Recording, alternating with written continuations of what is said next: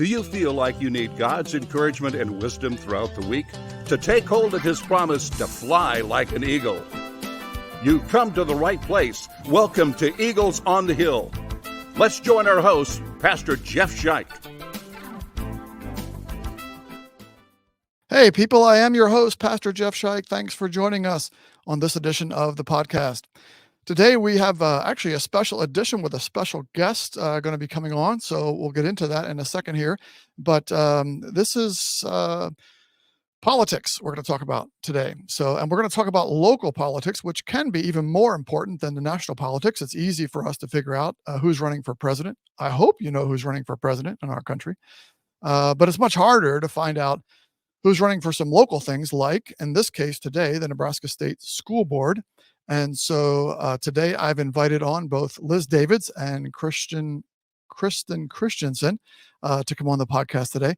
I have not heard back from Kristen, but I did hear back from Liz. And so we're going to have her on the podcast. Liz, welcome to the show.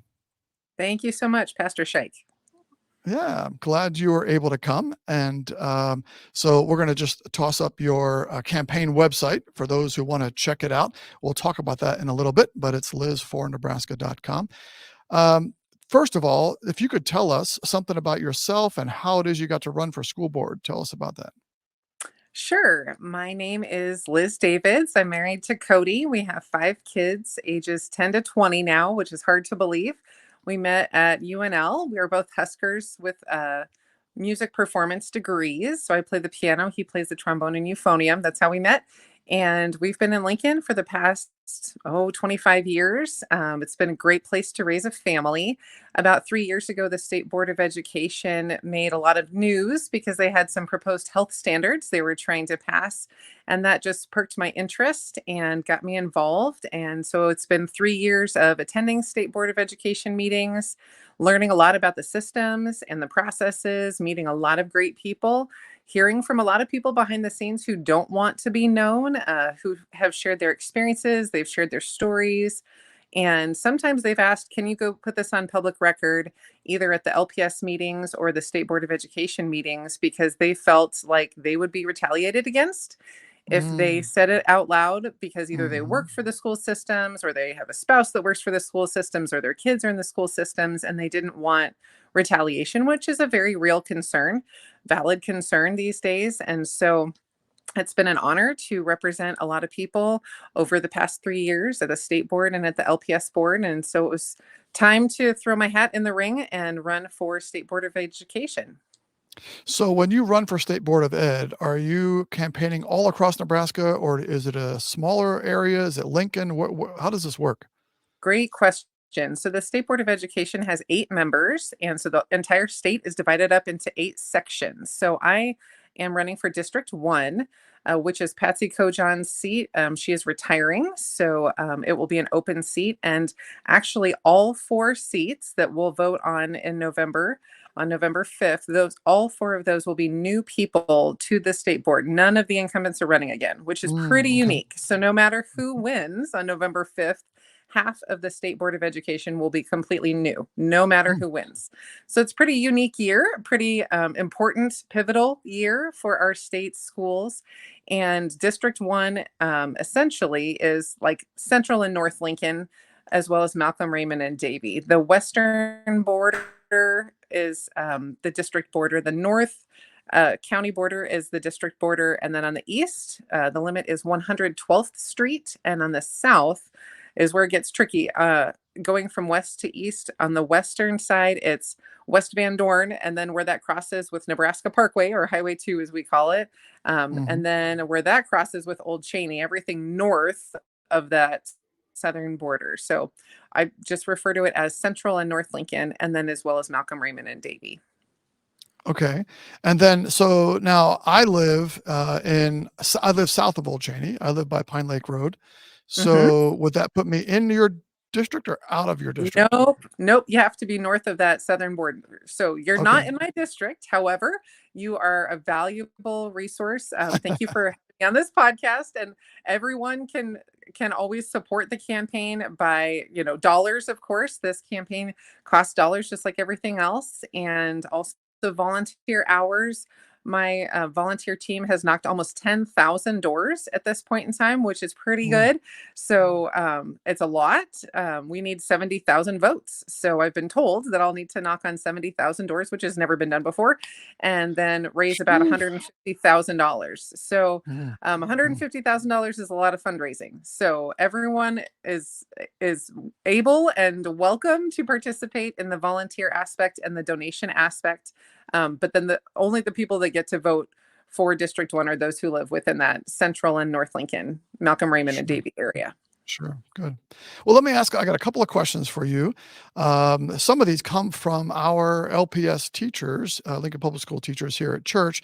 And like you said, they are oftentimes don't want to be identified because of fear of reprisal. So anyway, here they go. I've kind of anonymously gotten them from, we got 5 or 6 teachers here that have kind of talked to me about various things.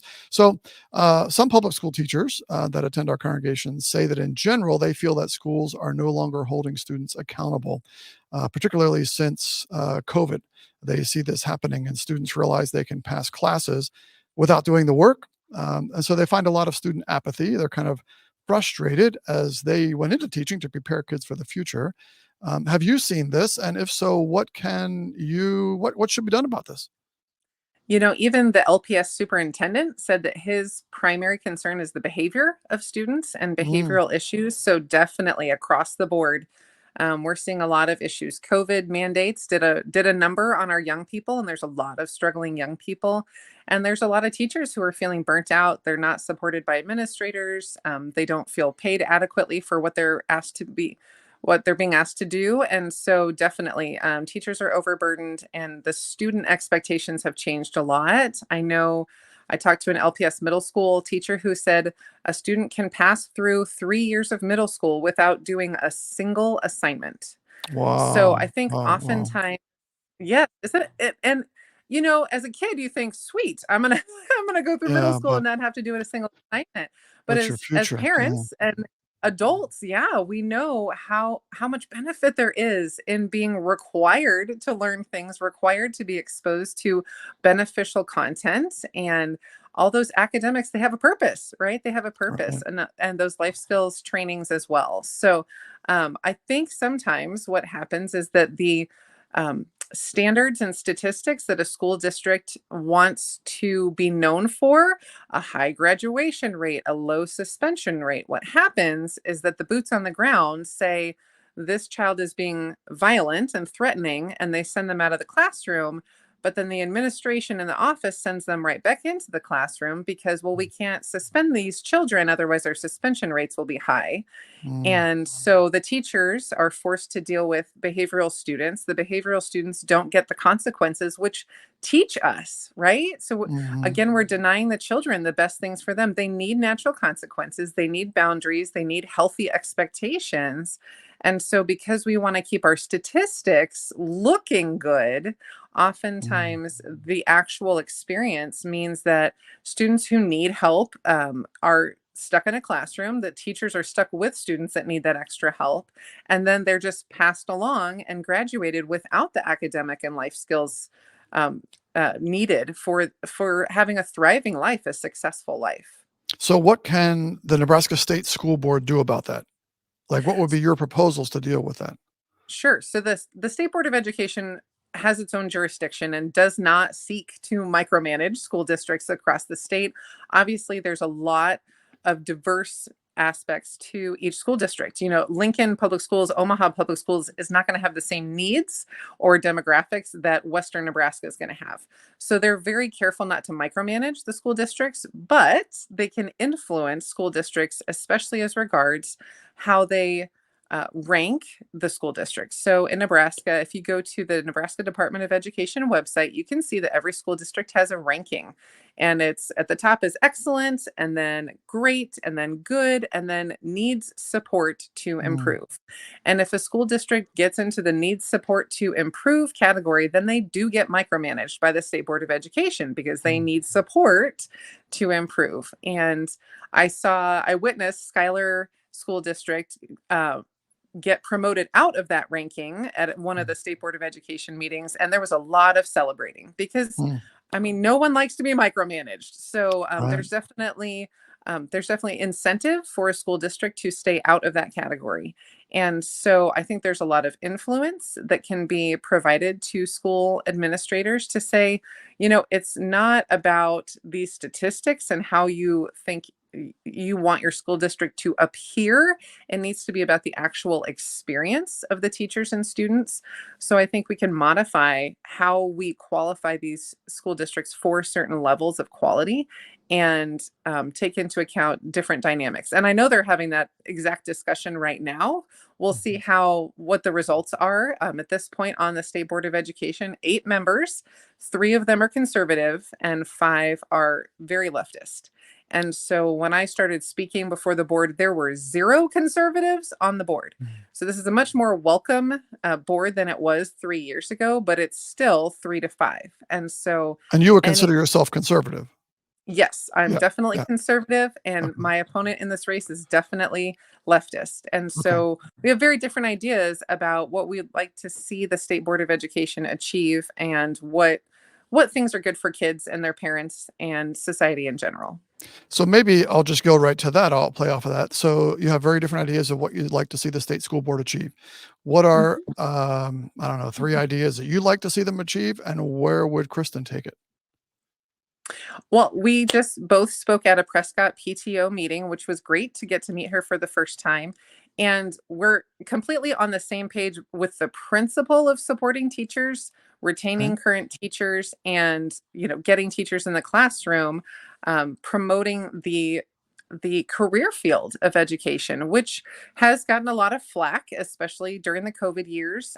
There's a lot of wonderful teachers in our state, and our state does not look like some of the issues that you see on the national news. However, I would say those issues are present in our schools in some way, shape, or form. I would definitely not give parents or grandparents some kind of rose-colored glasses look. So the ways that we achieve these goals are just as important as the goals themselves, I would say. So my heart is to streamline the bureaucracy. When I talk to teachers and administrators and principals, it is pretty unbelievable how difficult it is to get good people into the classroom.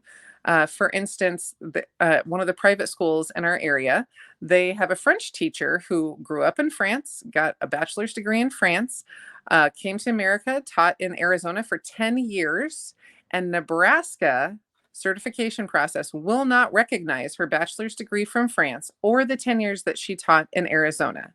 So Mm, she's a wonderful teacher. This private school hired her anyway, and she has to have another certified Nebraska teacher in the room at all times when she's teaching. mm, mm. So those kind of ridiculously burdensome processes need to be streamlined.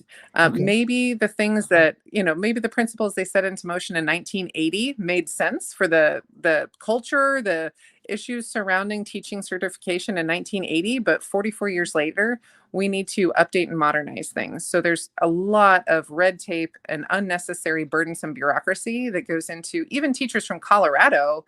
When they come to Nebraska, they have to jump through all these hoops. Well, your Colorado teacher certificate is not good enough for Nebraska. You need to go student Mm, teach for a semester, which costs them money. And then you mm, need to take 16 credit hours, which costs them mm, money, before we will recognize you as good enough to teach in Nebraska. However, mm, Nebraska teachers can just cross the border and teach in Colorado day one. So mm. there's a lot of processes that I'm not sure what the motivation is behind, but what the outcome is we're lacking good people in classrooms, and teachers are leaving the field of teaching entirely because a lot of the education or the behavioral issues is a major reason, and then not feeling supported, not feeling like the compensation package matches what they're being asked to do. And so I think the teacher shortage crisis is number one in my mind and heart, because Mm. we can't have good quality public schools without wonderful teachers in them. And so then that leads to our students' proficiency scores. Our students are not going to be benefited when our teachers are leaving and they're feeling unsupported. And so they have less teachers to work with and larger classroom sizes, all of those things. So, yeah, thanks for sharing that. The teacher shortage And one of the things you mentioned was pay for teachers.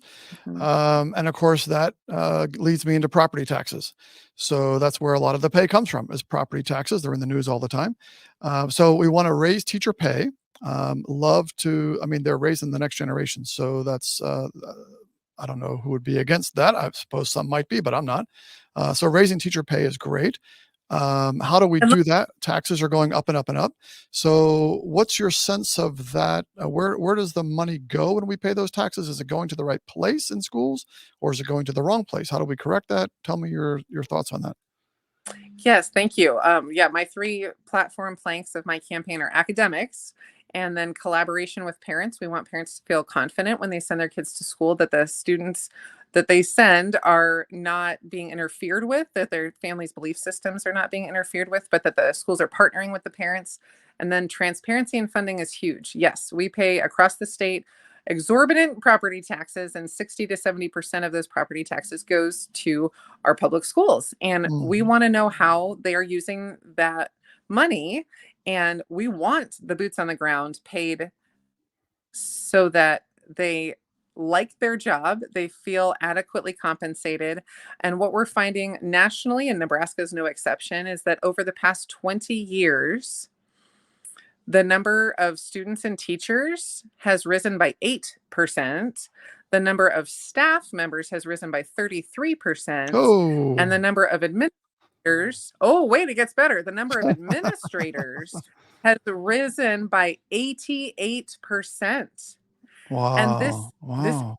sustainable. It's just unsustainable because in Nebraska, it's a very complicated TIOSA formula, but it has to do with how many students are in your schools.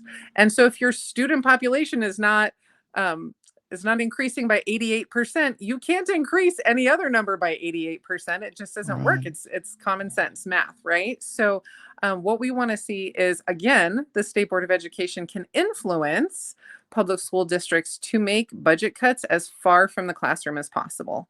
Mm, Our primary focus is that direct student involvement is the priority. So I'm sure there are lots of wonderful administrators that are good at what they're doing, but that's not more important to me than the students who mm, need good teachers.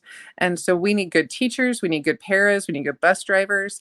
I recently heard from a special ed para teacher here in Lincoln that their middle school is cutting half of the paras in the special ed program.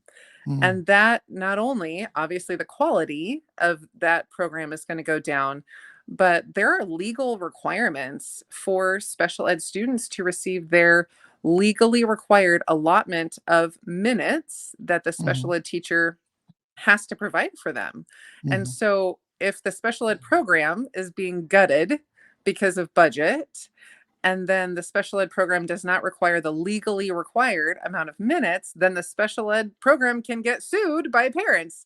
oh, So right now, LPS just is now under investigation, just lost a lawsuit to the Department of Justice because they didn't provide the services that they are legally required to provide to deaf mm, and hard of hearing students. mhm, So again, I'd much rather do the budget cuts on the front end as far away from the classroom as possible instead of the budget having to pay for a lawsuit that is won, as it should be, mhm, by parents who say, you didn't provide the federally required services to my student. I mean, LPS mm, has a team of lawyers. They certainly know what the requirements are. So mhm. it's disappointing when you hear about more administrators for $96,000. And then you know that that equals two teachers' salaries. So for Mhm, my part, I'd rather have two teachers with boots on the mhm. ground instead of another administrator in the district office on O Street. Okay. Good, good. That's good. Some good thoughts there. Um, Last question, and this has to do, I don't know how this, I guess you can comment on this, it's not a public school issue, but it's more of a non-public school issue. The last couple of years, the Nebraska legislature has dealt with school choice and having some kind of school choice mechanism for parents and families. We were the last state of 50 states to deal with that. And I don't think dealing with it is over yet. It's going to probably come up on the ballot again in the fall. But obviously, there's some strong feelings on both sides of this.